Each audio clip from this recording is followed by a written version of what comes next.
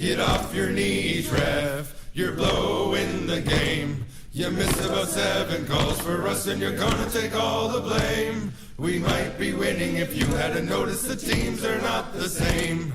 Get off your knees, referee, you're blowing the game. Go home, ref, you're drunk. I can't believe that call. If you keep letting them get away with this, there's gonna be a brawl. You'd think the home team would get some relief from the feller in black and white, but it seems to me that you're trying to be against us just for spite. Get off your knees, ref. You're blowing the game. You missed about 7 calls for us and you're gonna take all the blame. We might be winning if you hadn't noticed the teams are not the same. Get off your knees, referee, you're blowing the game. What's up, you hosers? Welcome to the Unlucky Puckheads podcast. My name is PA Jets fan, and I am joined, as I always am, by my illustrious partner in crime, CK. Hello again. Illustrious? Why are you using such big words? Hello, Jets. Hello, everybody. I think the big words fit right now because we've been gone for a while, haven't we? Yeah, I guess we could use a little bit of filler, huh? It's been a long time. Yeah, absolutely. So before we get started, we have been gone for a while, and this season we're planning to be a little bit more consistent.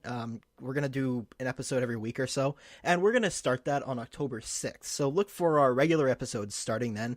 And, you know, if you're listening to this and you want to follow us, you can follow us at UPH Podcast, on Twitter, as well as on Facebook under the same name. So check us out there if you want to, follow us through the season, because we will be consistent this time. I promise. CK will hold me to that, too. Yeah, well. But anyway, let's get started on the NHL discussion, because we've missed quite a bit, haven't we? Just so much stuff has happened that no one's predicted. No one could have predicted. I predicted it. 100%. I was right. No, you didn't. But anyway, let's start it off. So the biggest news of this past off-season, I think, is the death of Ray Emery. A great goaltender. I absolutely loved watching him, and we just wanted to send out some condolences to his friends and family and former teammates and those who were around him, because he was really fun to watch. He was indeed, and he was a really interesting guy, too. I mean, I think my favorite memory, as many people will probably agree with, is when he fought Baron in the middle of the ice, and then fought 2 fights, I think, in one little streak, and they started calling him Sugar Ray after that. So it's always fun watching a goaltender throw some punches and really get into it. And so this very entertaining fellow, and so yeah, he will be missed, even though he did hoist the cup as a Blackhawk, which is just a shame. But well, I'll leave that alone. But definitely tragic news, and definitely a loss to the NHL family for sure. To lose somebody so entertaining and such a really, really good goaltender. Speaking of the Blackhawks, this is actually some new news today, or August 7th, Stan Mikita has passed away as well. A Blackhawks legend, NHL legend, had a major impact on the NHL, and he was a guy that was always fun to watch. And I don't know your feelings on him, but I always, whenever I watch highlights from that period of time, I always enjoy it. Yeah, I mean, it was even a different game at that point, and honestly, as much as I joke around about, the Blackhawks and everything, they have definitely had some of the best players that, has ever been on the ice for sure. So, it is what it is. And, I think I just thought of something else too. I also remember, with Ray Emery, that he was actually back in Ottawa. He actually backed up Dominik Hasek for a little while. It's like, I just thought that was really awesome too, because, I mean, we all know that Briz is, by far the best goaltender that's ever, played the game, but, we're just close to that is probably Dominik Hasek, and it was really cool to think of Ray Emery backing up somebody like that, and then the back and forth that Emery had with Corey Crawford in Chicago. But yeah, Chicago has definitely had some very high talent guys there, and it's a loss it's felt. Yeah, absolutely. And, again, condolences to the friends and family of both, bad losses, and, but the hockey community will remember them. So, they have a legacy that's going to stick around, and that's always awesome. But with that, we'll move along to some of the big free agency news of the offseason. So, John Tavares signed with the Toronto Maple Leafs. How good do they look now, CK? Oh, God. That's one of those pieces that moving to Toronto. Oh man, I don't know what Lou Lamoriello, how he feels about that, but yeah, he's going to be on, with Matthews and probably Kadri. And wow, I'm glad they're not in the West. That's all I'll say.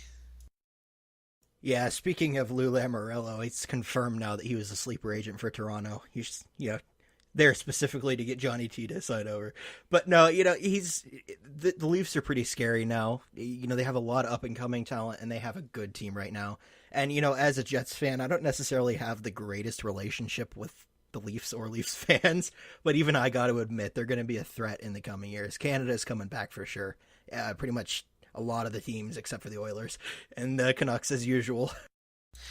I think it's really interesting though that Tavares deal because he went and it's the average I think was like 11 million for 7 years, and then the structure of the contract was so unique because like he could have got more money on like a breakdown 6-year deal or something if he would have went somewhere else, like where was it, San Jose, I think. Yeah, San Jose, I think was one of the ones that were really after him. He could have got more money, but he decided to go home to Toronto. And of course, he's from that area, so it's kind of was a homecoming to Tavares. So that was kind of a draw. But to take the 11 million and the way the contract is designed, where he gets a salary payout in the first year of like 40% of that, and that's like ridiculous. And how the NHL allowed him to do that, so that in 2 years down the road, when they've got Matthews and all these guys they need to re-sign, Tavares is taking a little bit less money, but he's got a top-heavy contract now, so that he'll still be with the team and yet still be able to keep these other top-notch players. So, deadly right away. I don't know if, they'll be deadly in offense, of course, but, the Leafs' weakness is still going to be its defense. So yeah, they're definitely going to be very scary if they're in the offensive zone, but they're going to let in 3-4 goals a night as well. So that's where that's where Tavares comes in. Is fine if we're going to let in 3-4 goals a night because they didn't really do a whole lot with the defense. Then that's a perfect piece you want to add because okay, fine, we'll just score 5-6 goals. And it's the East anyway, so 4 goals a night is pretty common. Yeah, I couldn't resist ragging on them a little bit, but yeah, the defense is still a bit weak, but they're gonna have such an explosive offense that I don't really see it mattering that much. But the other question I had for you about the John Tavares signing, so should Islanders fans be mad about this? Mad. I don't know about mad. Upset, betrayed, possibly. But this is something that I think for quite a while, I think they knew it was probably going to happen. Everybody had, rose-colored glasses on that hopefully he would stick around, and they're going to build this new stadium, and they're going to play here some games, play there some games, in Brooklyn some, and across the water in some others, and just did whatever they could do to try and make him happy. But it was just too little, too late. Tavares, I think, already had in the back of his mind he wasn't staying with the Isles, and I think the fans kind of knew that too. And it's been going on. It was going for months and months. So mad, no. Disappointed, yeah. But the good news is, with Tavares' contract gone, in the next 6 months before the trade deadline, well, more than 6 months, but they could pick up somebody decent. They could rebuild their team from just that. That's a really sizable contract they got rid of. So, who knows? Maybe the Isles will pick it up a little bit and start heading the right direction now.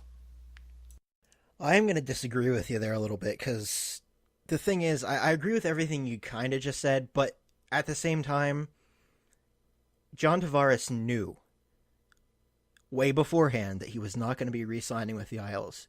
Yet he waited until the day before free agency opened to actually finally make that decision. And then he wrote a Players Tribune article admitting that he knew way beforehand that he was going to the Leafs. So you have this player who the Islanders, what they were going to do in free agency hinged entirely on whether he was coming back, and they needed official word from him. Do you feel that in any way it might have been a hindrance for them in free agency for Tavares to not tell them until the last second? That's a really good point you bring up, but I'm going to throw right back at you what I always like to throw back at you, and it's a business. And whether Tavares wanted to put, the Isles off balance on purpose, whether he wanted, whatever the motivations were for him doing so, that was his business. He didn't have to say a word to anybody. This is a business. He's a businessman. He's an athlete who plays a game, but it's for entertainment and to make money. The guy was going to make his money, and whatever his motivations were behind that, it is what it is now. So now the business side of things are just going to have to figure out how to put the rest of the pieces together. Was it a little bit cold? Yeah, it was. But, hey, that's just the way it is. And we had that discussion, and I'm sure we'll bring this up a little bit later, but, how, Vegas ran their show this year. It drove you crazy, but it's like, hey, that's business. It's what they're doing. It's how they run their games. And it did get annoying at the beginning, but it is what it is. Some people love it. Some people can't stand it. Tavares made a business decision, made the right call for him. What his thought process was. Maybe he was entertaining sticking around. Maybe there is a shred of something in the back of his mind that, well, maybe, but we can't read his mind. So all we can do is speculate, and it is what it is now. So Islanders have some cap space, and now Toronto's deadly on offense.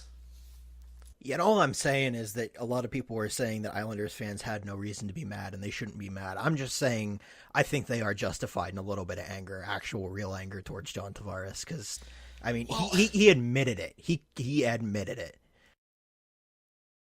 Well, then they can be mad. I mean, that's another beauty of being a hockey fan, right? I mean, you feel the way you feel. And as long as you don't throw crap on the ice because of it, you can yell whatever you want from behind the glass. Oh, and I'm sure they will every time he steps on the ice wherever they're playing now. Oh, you better believe it. Suter still gets booed in Nashville, and that was like a lifetime ago. That does seem like a lifetime ago. But anyway, so the next big thing for free agency, and it's something that actually hasn't happened yet. So Erik Karlsson, there's a lot of rumors swirling around about he might go somewhere. He might be sent somewhere. I guess the thing that's tanking it now is the Bobby Ryan contract that Ottawa wants people to take, and obviously no one wants to take it. So is there a team out there that you think might be able to take on that contract and not be hurt too much by it to get, the best defenseman in the league right now? Not be hurt by it, no. If any, I think there's a couple of teams that could, but they're going to be hurt by it. It is a very sizable contract, and it would be taking on a little bit of a burden. However, the opposite side of that is you've got Karlsson, and he's not going to disappoint. I probably would think that, and I think this is probably top of the rumor mill, even though it seems to be kind of a sleeper subject right now. Nobody's really talking about it, and who knows if it'll even be. I think Karlsson denied an extension anyway. So they really can't do a whole lot of deals until he agrees on something. And so it's not like they can move him before he even really finalizes that decision anyway. And so it could be well into the season before anything even happens. But the only team that I think would do that and is kind of crazy enough to do that in mid-season, and Otto probably would probably be Dallas. And Dallas could definitely use him because their defense needs some serious help, and he would, be an immediate shot in the arm. But there's a lot of risk involved in that when it comes to that contract. So, Karlsson has to, I believe the way that works is he has to agree to an extension before they can move him. So, it's kind of, again, the business side of things is getting in the way a little bit. Plus, things seem to really quiet down after the trade. Or after the draft this year. Not really a whole lot's going on right now. So, again, that's a storyline where you just may have to follow, and it might dredge on a little bit. But, I mean, I like Karlsson in Ottawa. He can stay there. I don't need Karlsson in Western Conference, especially if it's not on the Wild. Right. Dallas, Vegas, please, God, no. But it's interesting that you mentioned him not, re-signing or signing an extension with the Senators. And The big rumor, I don't know if it's confirmed or not. I think it might be, but the big rumor is that he's not signing that extension because there's just a lack of signing bonuses. And in Canada, that's a pretty big deal because taxes take kind of a huge cut out of the player's paycheck, as well as the fact that we might be heading towards another lockout in 2020, and a lot of players are looking for a way to kind of plan for that. So what do you think the signing bonuses really kind of made that decision for him, or do you think it was more of a team culture thing? Oh, both, honestly. I think that's a big change for Carlson. I think there's a couple of different factors that put into it. Signing bonus definitely was it. I think I read that article as well. But that's a little bit of speculation, but it makes sense to me. Again, we're talking, it's a business call. And so it's his personal finances, it's his paycheck. So I'm sure it did play a part in it.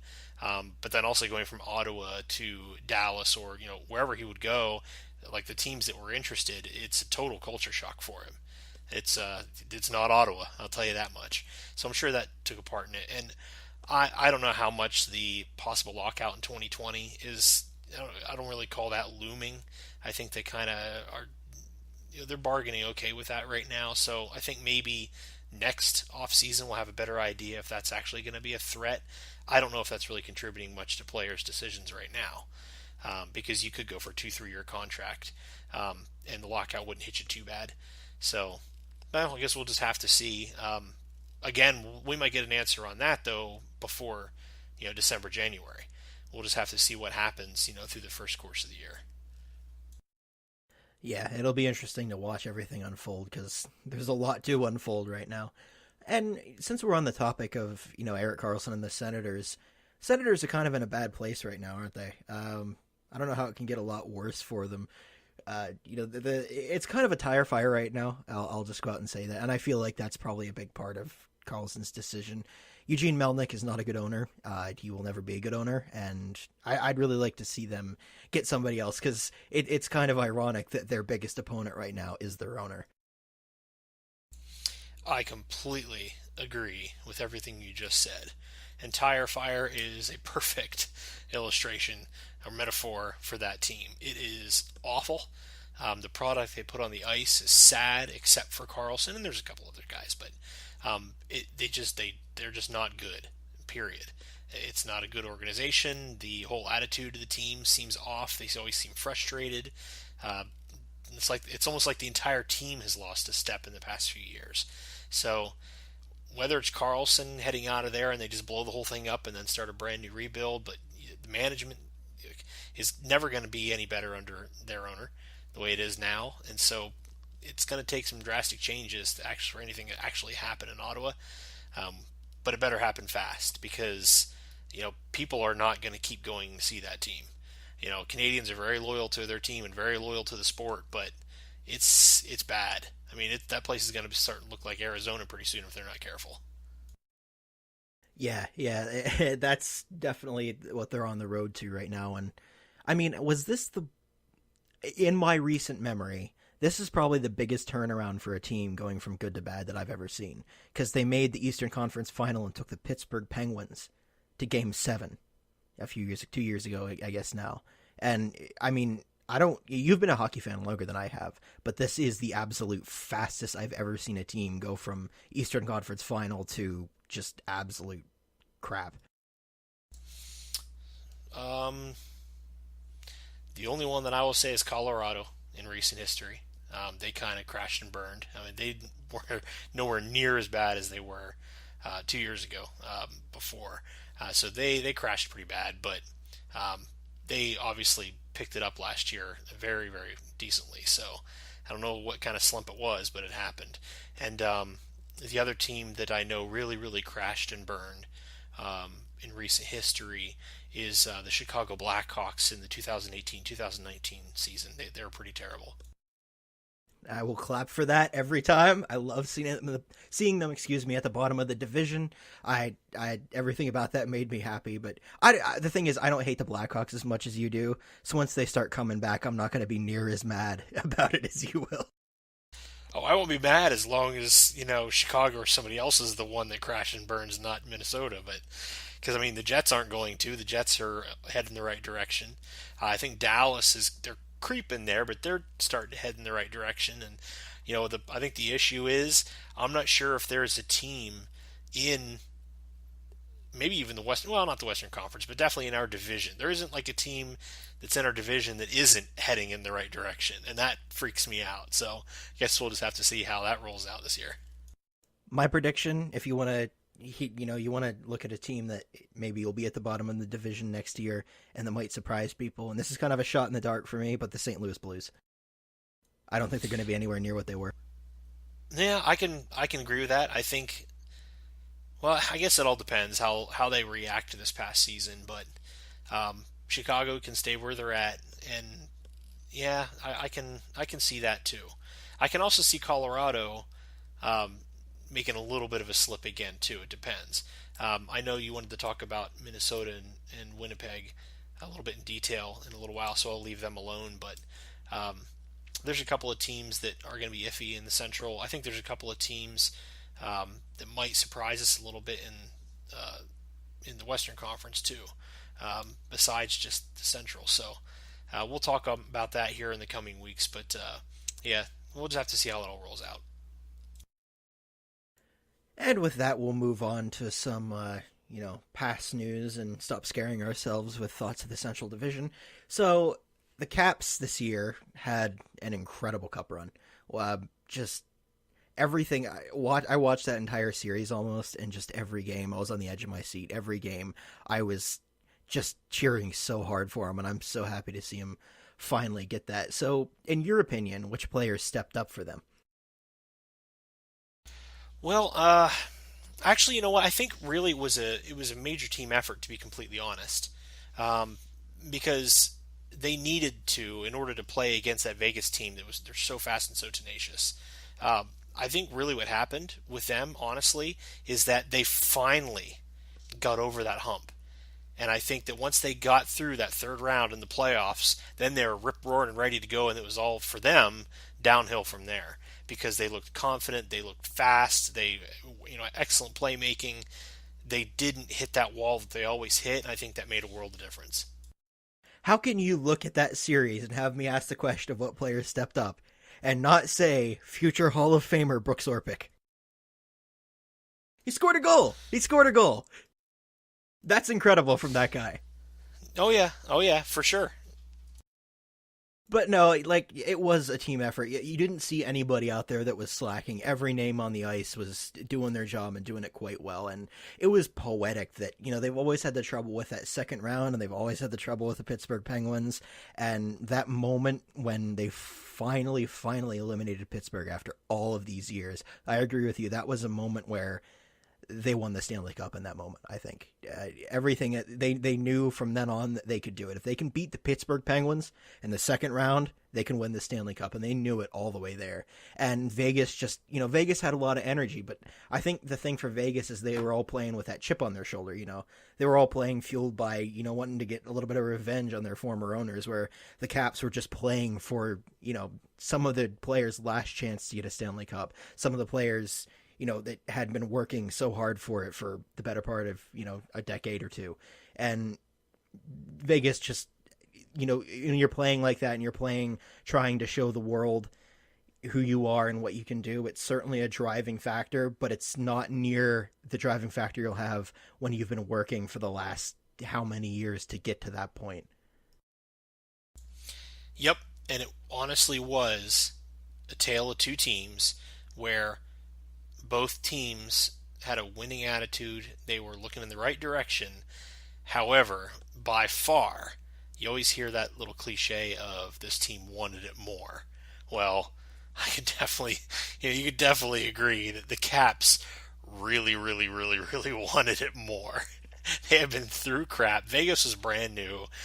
They already had proven a lot to the naysayers because, both you and I thought that they would barely make the playoffs if they would even at all. And then they ended up making such a deep run. So, yeah, that's what it was. You weren't stopping the Caps. Once they got past that point, that's it. Game over.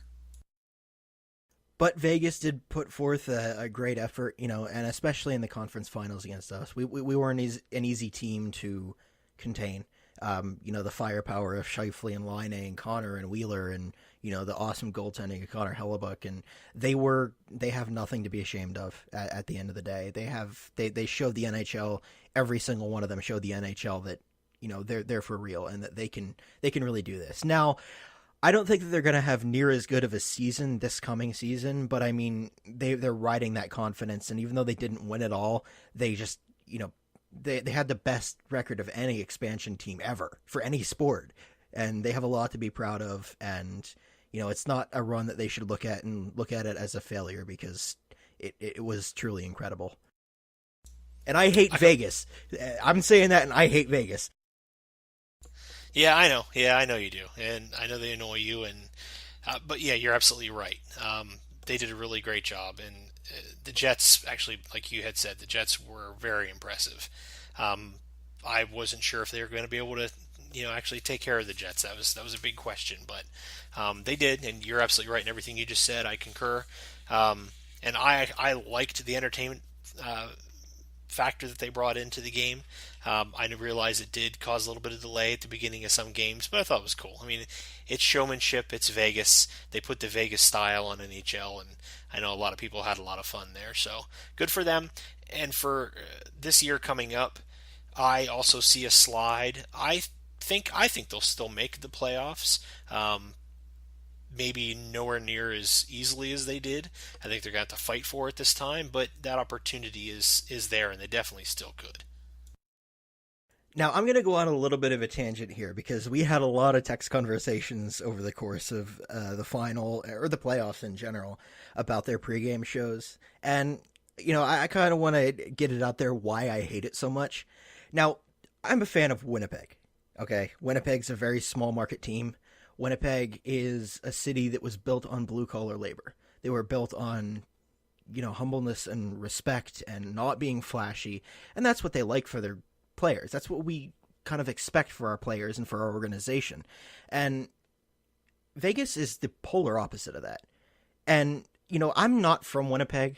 I don't live in Winnipeg, but I'm subscribed to multiple subreddits of Winnipeg, multiple Facebook groups. I have friends that are from Winnipeg. Like, I'm very ingrained in that culture. So, it's just the culture of being humble, and that's really why Evander Kane didn't fit.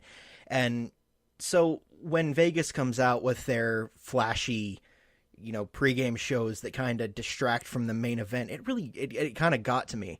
And especially because in Winnipeg, it's just like Minnesota. Hockey is life. Hockey is a culture there. And, we don't feel that you need those flashy pregame shows to draw people in. The game itself should be enough for real fans to be brought in. But it's something that's going to happen, and it's something that I accept. It's just something that the hockey culture that I've grown into is just the complete polar opposite of Vegas. So that's kind of why I don't like the pregame shows. Understandable, right?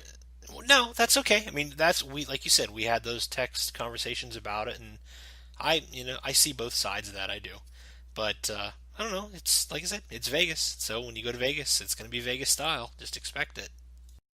Yeah, they got to put on their show for all those people that aren't really fans coming gambling and going to games. But anyway, I digress on that. Let's move on. So I'll let you start off on this one. Just general question: how are the Wild doing since free agency, and what are you looking forward to most this coming season? Good question. I mean, obviously the Wild didn't really make too much of a splash in free agency at all. We picked up a couple players. I think they're good utility players that'll help fill out the roster a little bit. We definitely needed another winger. We needed another center. They worked on that. So I think we're doing okay. As for this coming season, I think that we have built some really good dynamics with our top three lines the past year and a half. I think Granlund's finally figured out his place. We've got a couple of the players like Coyle and Niederreiter who are headed in the right direction still. Still need to grow a little bit. Hopefully Parisi comes back and is healthy. We've got our defensive core is lined up and good. Suter's going to be back. From what I hear, he's going to be back for the beginning of the season, which is great. Spurgeon, of course, is still going to be around. We re-signed Dumba. We got Brodeen still. So we still have a really, really strong defensive core, so that's great.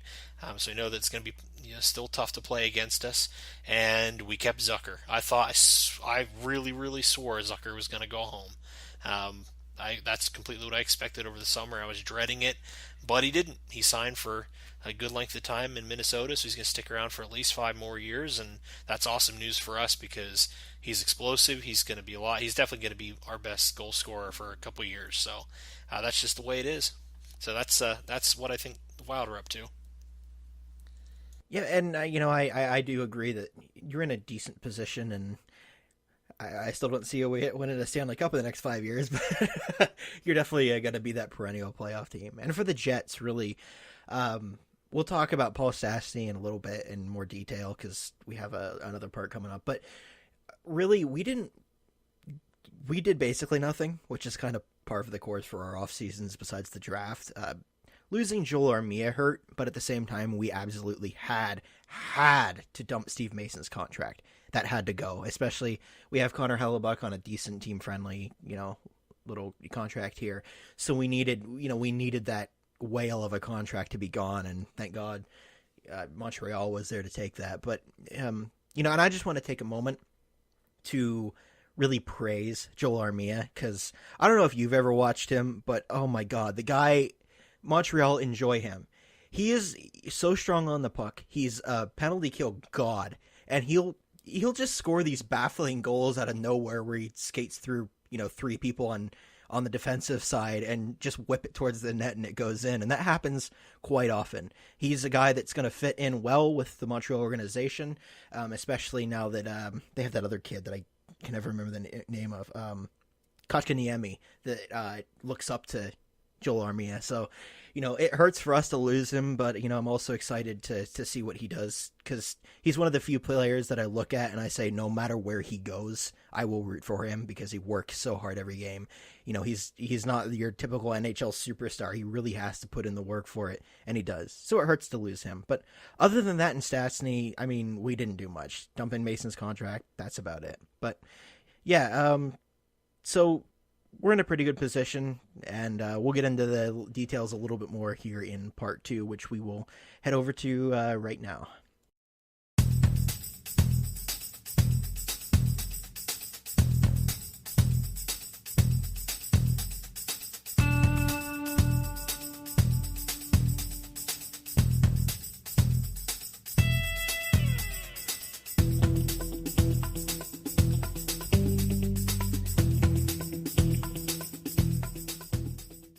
Okay, so welcome back to part 2. This is our internal Q&A, I call it. We're just going to ask each other 5 questions about our team, roast each other, and we will just kind of take a more in-depth look at our individual teams. So my first question for you, CK, is, can the Wild win the Cup in the next 5 years? What's your opinion? Because I don't think they can. And what do they have to do to make that run? Well, you can think what you want to think, you jerk. But now you said in part 1, you're like, I don't think they can get the Cup in the next 5 years. Well, they could, because anybody could win the Cup in the next 5 years, to be honest. Really, it just takes one lucky hot goaltender. It just takes one, awesome top 3 lines. Whoever's on fire, it can happen. But if we're going to be realistic, could they win the next 5 years? As a Wild fan, I would say, as it always is, a very light maybe. Because things have to go right for Minnesota in order for them to make a real Cup run. And that's really because we don't have like this super awesome, these great, awesome players that, everybody loves and is fantastic and, they steal the spotlight every game. We really have one of those. I think the closest we have is Zucker, really, who can really score those goals and be that superstar. But the Wild are a very balanced team and very difficult to play against in most cases. We have a very solid goaltender in Dubnyk, really good backup now. We have Hammond, he came on, so I think Hammond might do well as well, really good too. So we'll have to see how he does. But the defensive core is still very strong. Uh, Eric Stahl, if he keeps his game going, is great. If Parisi can get his game back, that's good.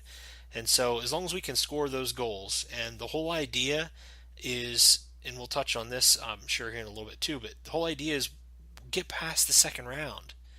You know, the first round especially, but the second round, they have to get that monkey off their back. If they're going to get anywhere close to the cup at all or winning the cup, they've got to figure out a way to get past the second round. And can they do that in the next 5 years with this team? Probably not in the next year or two, if I'm going to be blatantly honest.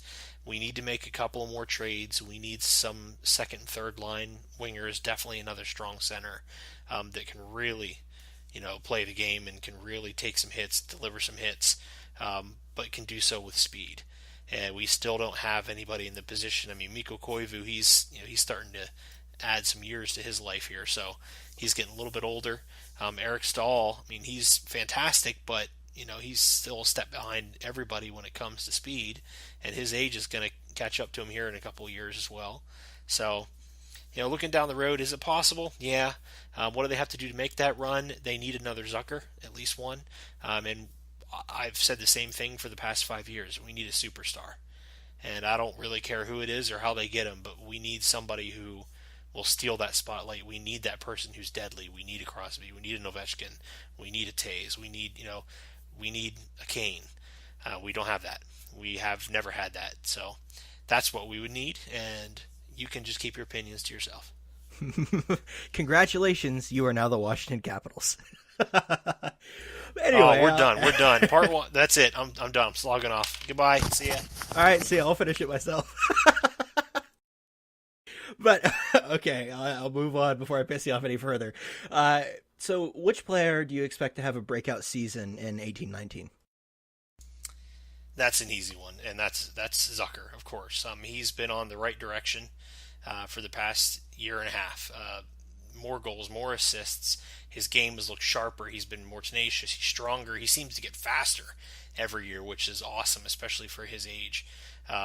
Being a young guy, if he's going to just get better and better, which it looks like he is, then yeah, I really expect to see Zucker really break out. I also expect to see a lot more from Coyle this season. He's always been kind of in the background. He scores goals in important times, but he seems to be invisible half the time. That's not who Coyle should be. Coyle has amazing strength. He always keeps the puck on the boards. It's like impossible to get the puck away from him. But if you just shoot the puck every once in a while and score some goals, that'd be great. So I expect to see a little bit more out of Coyle. And on the defensive side, I really would like to see Brodin start scoring some goals as well from back on the blue line, and maybe take some of the quarterbacking pressure off of Suter. Suter, of course, is a workhorse, and I love Suter. He's one of the best defensive core guys, but Brodin needs to start scoring some goals and adding, if not the goals, at least some assists from back in the blue line, so that Suter can sit down during the power plays. We need a defenseman who isn't afraid to move up a little bit, and Suter always stays home. So I really want to see Brodin come out in the defense. Dumba's doing well too, but breakout, not Dumba. Dumba's already starting to break out. He's fine. So Brodin's who I want to see. So that's my three. Yeah, and I just want to bring up real quick, I've texted you multiple times about how much I was impressed with Dumba during the Jets Wild playoff series. That dude is looking pretty good. He's kind of looking like Trouba, honestly, and that's a really good thing for the Wild. Well, yeah, I told you. All it takes, if you want to be a really good defenseman and take that next step, you just got to get your butt kicked by Mikko Koivu just once, and then you evidently play a lot better. If a 6 foot whatever Finnish guy tells you to do something, you should probably do it. But anyway, on the flip side of that last question, who do you expect to regress this year, if anyone? Probably Stahl. Just because, he was explosive, he was dynamic, he had, a huge season when it came to goal scoring and assists both. Nobody expected him to play like that. Nobody. We knew he was good, but everybody thought he was still a little bit, washed out, and he was kind of on his way out. And he really showed that that wasn't the case last year. I don't really see him burying that many this coming season. It'd be great if he did, don't get me wrong, but I probably see a downslide there. And the other person I expect to underperform, perhaps even woefully, and I hate saying this because I love him, is Niederreiter. He has not played like Nito Niederreiter of even 3 years ago. Last year he wasn't, he was almost invisible, and that drives me crazy when good players like him are almost invisible. So yeah, that's a shame, but those are the two guys that I'd say I probably will expect a little bit of a slide from this year. And that surprises me because I still very much remember very clearly watching the Wild's playoff series against the Avs a few years ago, and you guys were on vacation, so I was at your house and I was watching it alone on the projector. And when Niederreiter sniped that top shelf and ended that series, like right then I thought, man, this is a guy who's going to torture us for the next few years. And it didn't really pan out that way. And, I remember my phone exploding directly after that too, with you singing his praises. But for whatever reason, he's really slowed down. And, I think there is a chance that, he might be able to pick it back up a little bit. But as of now, there's not a whole lot of signs that he's really going to do that. I agree. And yeah, and that really, that bums me out, because that shot is just a small example of what he does. I mean, he really, he's got some magic hands when it comes to puck handling, and the way that he is one of those guys that can elevate the puck, over a goaltender's pad, standing literally right in front of the goaltender. He's 6 inches away, and he can put it top shelf. But the thing with Niederreiter, he seems to be just like a step late. He's there, he's in the play, but he's either just a step late or his stick isn't quite there in time. Maybe he just needs to work on his sharpness, or maybe his game awareness. Someone needs to teach him some hockey IQ or something. But just a little bit. He needs a tweak. But if he doesn't get that tweak this year, I don't know how long he's going to play for the club. Yeah, I could definitely see him. When's his contract up? Do you know offhand? I won't put you on the spot. No, that's all right. I honestly don't know right offhand, but I'll look it up then if you want to. We can go on, and then I'll comment on it later. Yeah. We'll move on to the next question then for now. So and I always have such trouble saying his name, Bruce Boudreau. Okay, I did it right that time.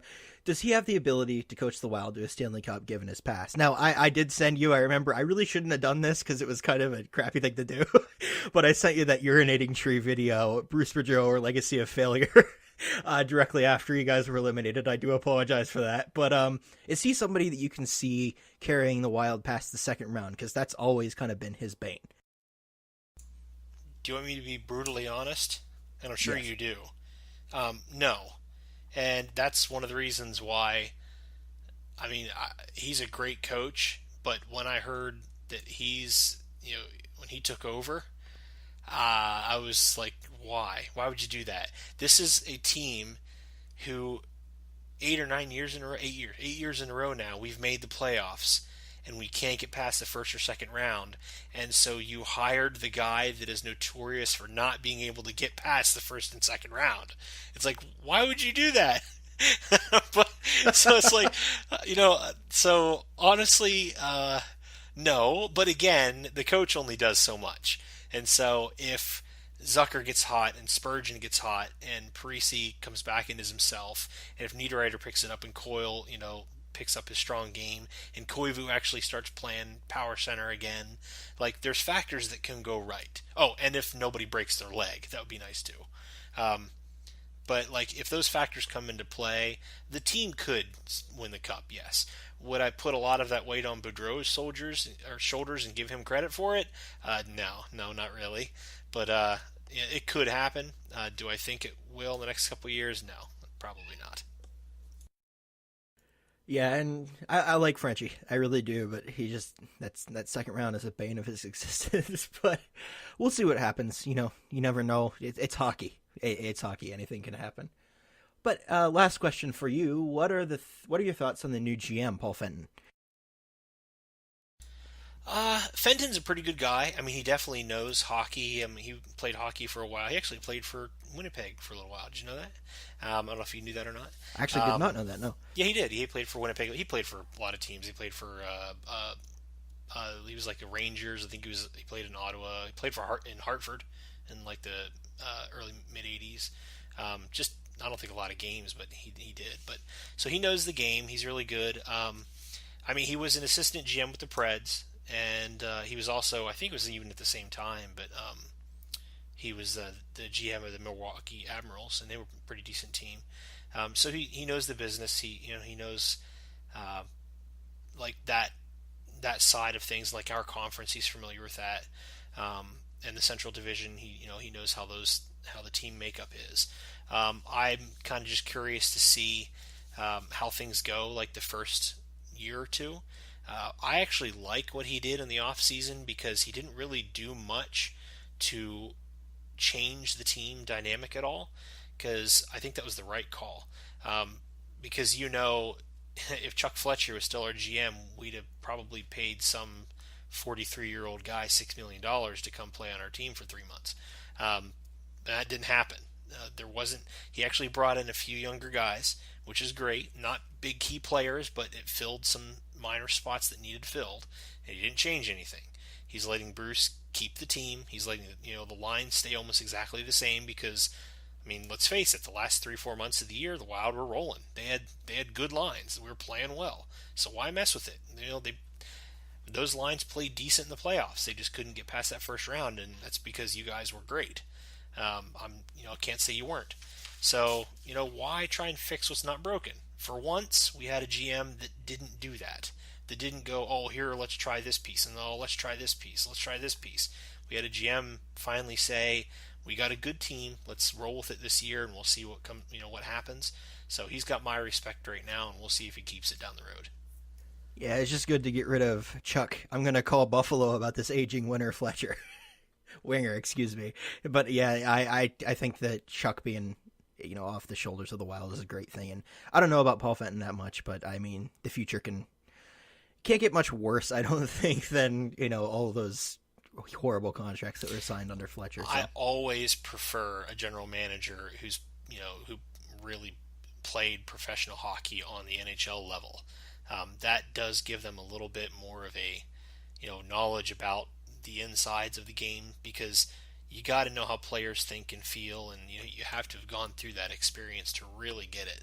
And Fletcher had he had some experience, but Fenton's got big time experience. He knows what he's talking about. He knows the thought processes. He knows what it's like in the locker room. He knows what it's like on those long road trips, which the Wild, if you don't know if you've seen the schedules this year, but there's some nasty road trips in the Central again this year. Always. They drive crazy, where they're literally away from home for half a month. That's ridiculous. But so having a general manager that understands all that is really, really important. And as for Fletcher getting people from Buffalo, I'll take Pominville back in a heartbeat. But I'll take Scandella back too if they want to give him back. But Fletcher was all right, but the team was never going to win a cup under Fletcher's management. That was never going to happen. So we'll just see how he pulls things out here in the next couple years. Chuck Fletcher is like when you're playing be a GM in the NHL games, and you're just kind of like, oh, let's go sign this big contract. But yeah, anyway, I'll let you. We'll move on, and I'll let you get started on my 5 questions. All right. Okay, question 1. Why do the Jets suck so bad? No, I'm just kidding. I can't say that because you guys played fantastically this past season, and again, I'm gonna just give you some congratulations in how your team did do, because they played really, really well. I was very impressed. I thought they were going to make it to the final, but I'm sorry they didn't for you.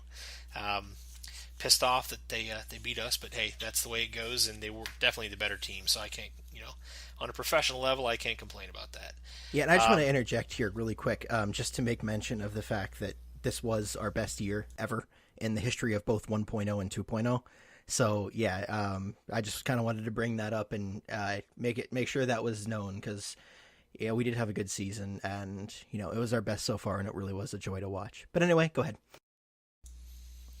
All right, so while everybody else is finishing up not caring about what you just said, question 1, how important was Helly's contributions through the playoff run? And how do you feel he's going to do as a solid number one for this coming season? Hellebuck is a special goaltender, and I feel like he stole a couple of the games for us, especially against Nashville. And when you look at Connor Hellebuck, you can look up information on him from his former teammates, high school teammates, college teammates, and they all say the same thing about him. He's there on the ice for hours practicing. He's having the coach take shots at him. He's very hardworking. And his run to the NHL wasn't an easy one. Not at all. He went through a lot of hardships, being passed over by multiple teams and all the leagues, basically. And so he's not someone that's just been, really groomed for the NHL and who has kind of been meant for that from the beginning. He's had to work for every inch he's gotten, and it shows. Because he had one bad season throughout his entire playing career, basically, not counting high school, going from, the college days up to now. And that was the year we threw him to the Wolves, his first year in the NHL. He shouldn't have been a starter, but he was. So he was incredibly important to our playoff run. And we absolutely, if Pavlik was in the net, we wouldn't have got past you guys. But I can't believe I just brought Pavlik up again. But anyway, he's somebody that I have a lot of faith in, because he has the work ethic, he has the confidence. I mean, we were getting beat by Vegas. The team was tired, and that's one of the big reasons we lost, is the entire team was just gassed. But, there was an interview he did. I think it was after game 4, I think. We were losing pretty bad at that point, and he said he still felt he was the better goaltender. So he still has that confidence. He still has that hard work ethic. He still has his vision pinpointed on exactly what he wants to be and exactly who he wants to be. And so he's going to be a great solid number one for 2018-2019. I'll be shocked if he isn't. And for this playoff run, just go back and watch the highlights, because he was and is absolutely incredible. Really good answers, and I agree with a lot of them. I actually do really like Hellebuck. I really do. I really think. I also think he's going to do very well this coming year. In fact, that's something that I think both Minnesota and Winnipeg now can have a lot of pride in, is their goaltenders. Even if the rest of the team isn't playing well, the defense falls apart. The goalie's going to be there for you. And so I feel really confident with Dubnyk back there, and I know you feel really confident now with Hellebuck back there, finally. I'm glad you guys got a goaltender you can count on. So moving on then, my second question, we're going to talk about Laine. So he seems to really be taking his shooting and playmaking skills to that next level. He really is. But it seems that as he's doing that and he's starting to grow with the finesse, he actually seems to be losing like half a step in the process. He's not getting into plays quite as fast as he used to. He still got it, but he seems to be slipping just a little bit. So what do you want to see Laine do this coming season to maybe pick that back up again? Puck battles on the boards. He needs to win them. That's the big thing that I'm looking at. The news actually just came out today that he's actually on a new diet. He's training a little bit harder to kind of get that step back. And I remember we had a conversation right before the playoffs, and I basically said, he always seems to skate at one speed, no matter what. He's always that just kind of, he's putting forth an effort, but he's not going to be I guess Ehlers really isn't a fair comparison because he's a lightning bolt, but Scheifele, he's not, going to come bursting into the zone like that. He has one speed constantly, and that is being worked on. But the thing for me is those puck battles, he needs to get better. He needs to win more of those. And I understand, because his specialty is the Ovi thing. He likes to sit in his little circle there, and he doesn't really like to get messy along the boards like that. But, that's hockey, and you absolutely have to be there to win those battles. And, he still will occasionally, but if he's going up against, even someone like Coyle, he's not going to win that battle along the boards. And nobody wins a battle along the boards with Coyle. But even Koivu then, he will not be able to win that, and that's something that needs to be worked on. So the speed thing and getting into the play is definitely something that he's really working on this coming season. And of course he already has that shot that's ridiculously deadly, and he has good line mates that will kind of support that, but he's working on it, and he's only going to get better from here. All right, good answer. We'll see if that pans out or not. Yeah, it's very difficult in professional hockey to elevate one part of your game, but then keep the rest of your game the same or elevate it at the same time, because you kind of have to find your niche, and sometimes part of your game suffers.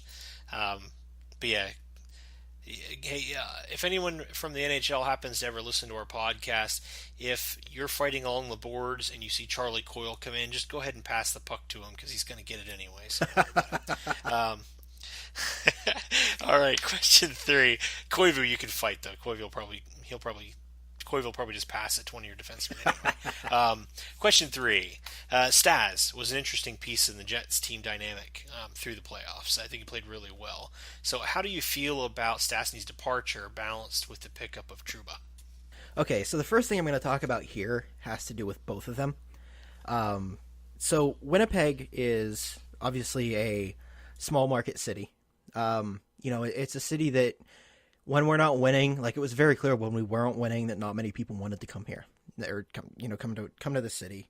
It's cold. It snows a lot. It's a little bit dark, but it has a great hockey culture and it has great fans.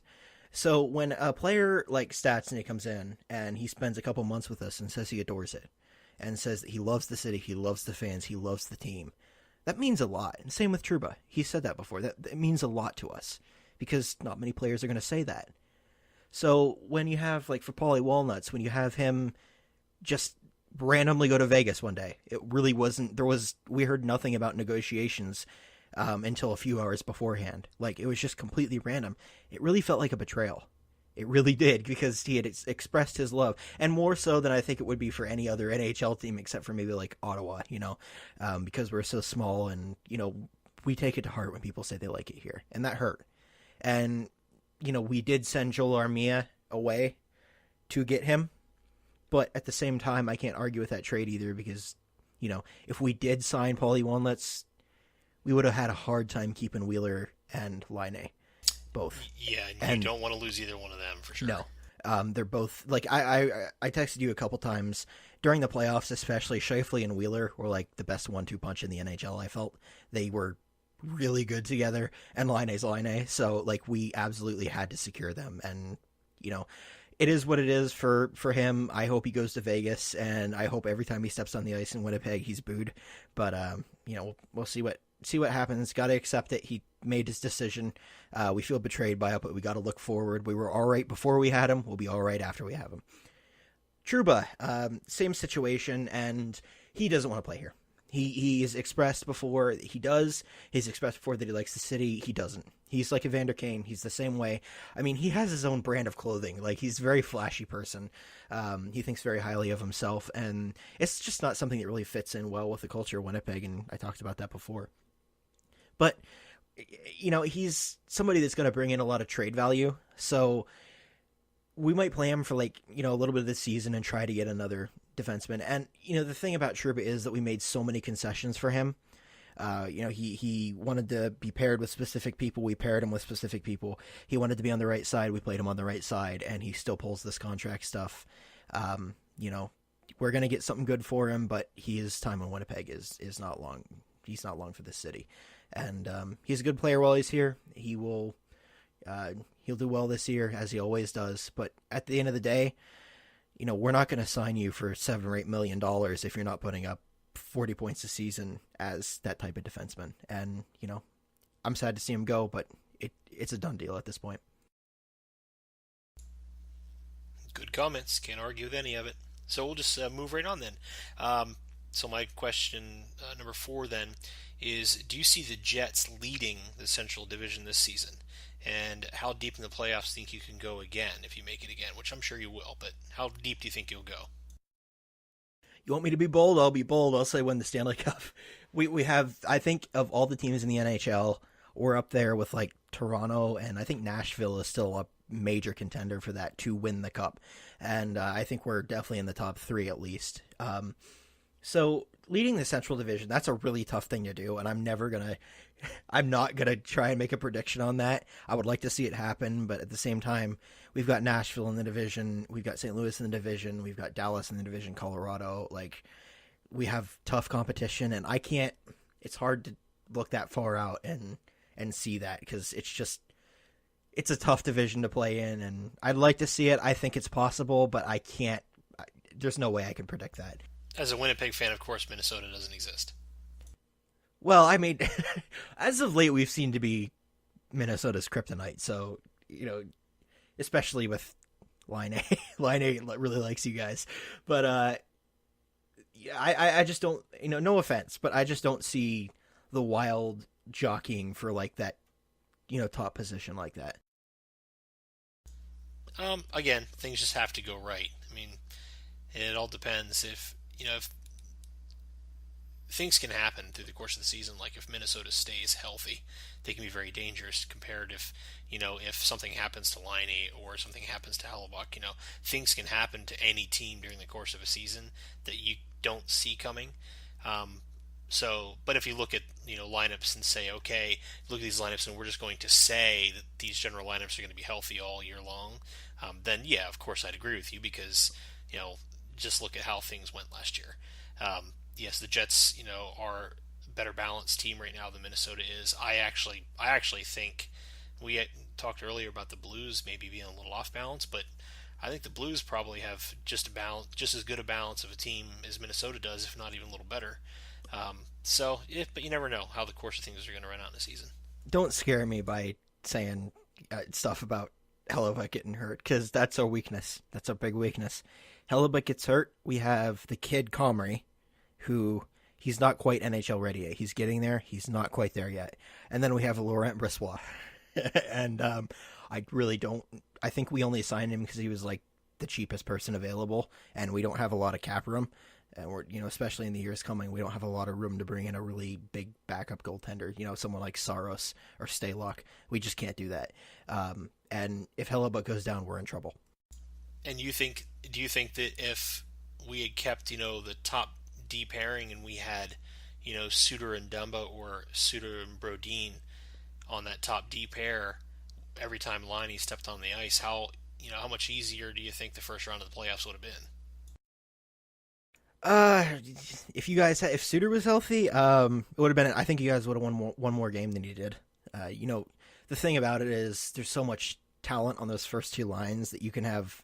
You can put that pairing out whenever Line is on the ice, but then at that point you were basically leaving at least one of Stastny or Ehlers open. So it's just one of those things that I think you guys still would have won one more game than you did, but I would have still. Spurgeon had Stastny. That was not a problem.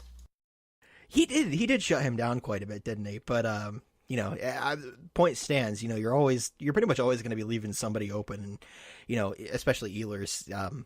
He didn't get any goals this playoffs, but he came real close a couple times, and he's definitely a future superstar. So it's just one of those things where I think you guys would have won one more, but it wouldn't have changed it that much. And we actually might not have won the Nashville series because we would have been more gassed going into that one. Yeah, I rag on you a little bit, but I agree. I still don't think Minnesota would have pulled it off.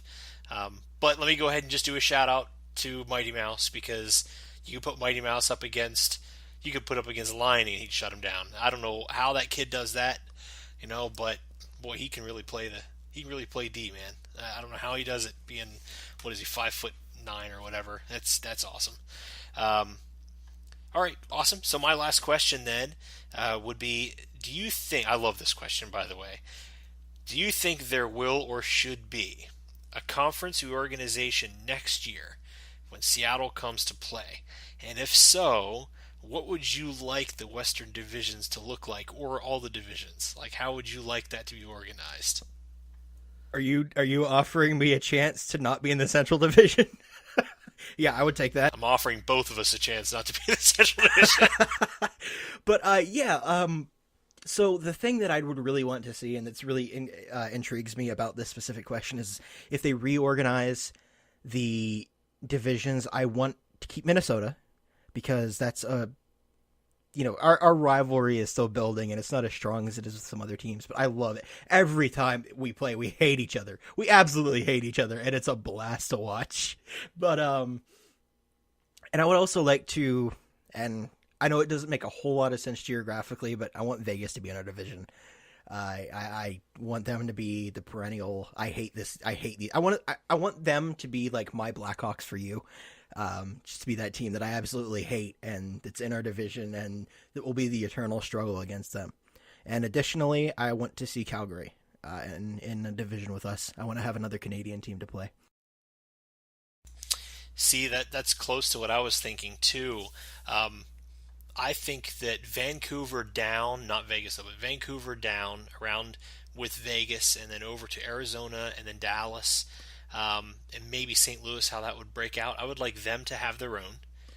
And then I would like to see Edmonton, Calgary, the Jets, Minnesota, maybe Detroit, have a northwest, north central, and then break up the other central teams like Nashville and stuff, and put Nashville in with the current either Atlantic division or put them in like the Metro, and split them up that way. Because I still think that the travel arrangements between the Metropolitan compared to the Central is the biggest joke when it comes to the NHL. The travel miles are nowhere close for anybody in Metropolitan as it is for the Jets or the Wild or St. Louis. Like the miles that those guys have to travel to play the game, I'm sorry, I think that's a factor in things. Because equipment gets lost or delayed, or your flight gets delayed because there's snow. So much happens to these guys that fly almost literally twice as many miles a year. And I would love to see them have to actually make some trips. Yeah, it's definitely. I mean, that's just kind of all the cities are real close to each other there in the metro, and way more sparse out here. But it definitely is a factor. I completely agree with you there because.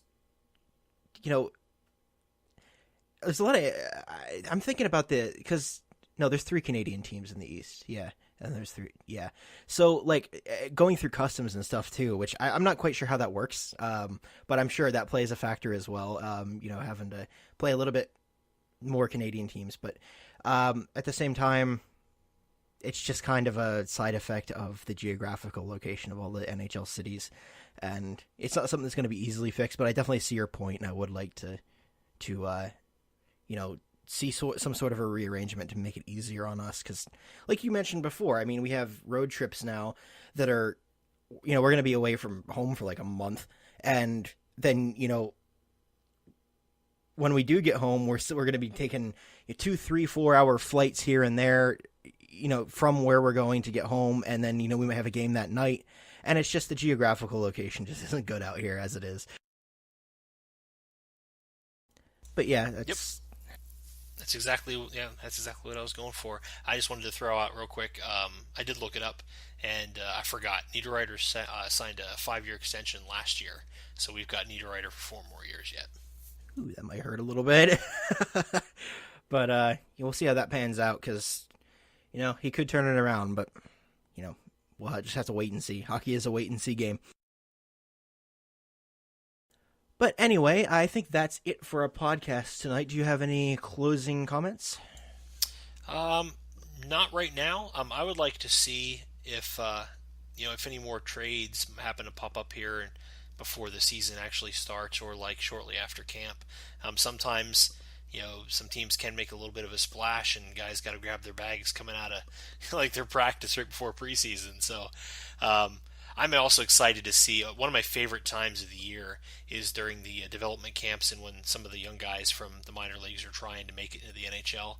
I love it when a player actually is able to come up and play for a while after preseason. So I'm excited to see throughout the NHL, the young bloods, and see who makes it, who makes the cut for at least the first 10 games, and see how I always like seeing the new crop come up. So I'm looking forward to that.